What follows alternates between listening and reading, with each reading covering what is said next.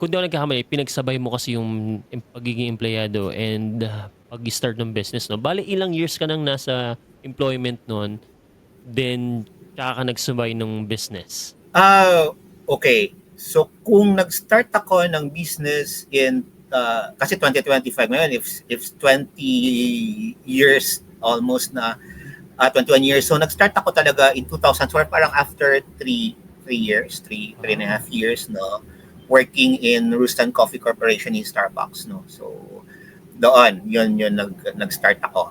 ang galing lang din ano, kasi nabanggit mo na pinagsabay mo siya 'no? Kasi meron talagang iba 'di ba, na mga corporate or mga businesses na hindi nag-a-allow na habang nagwo-work ka full-time is Mm. nagbe-business ka on the side 'no? Good thing you have that kind of opportunity, tama? Yes, ano din, I think it's binigay ng Diyos talaga yon. Yeah.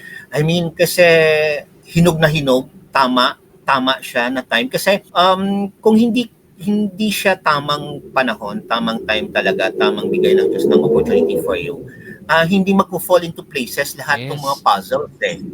'Di ba? tama. Ano 'yan eh, naniniwala ako na magka-crumble lahat yung yung plans na 'yon, magka-crumble lahat ng things na 'yon kung hindi tama lahat ng puzzles.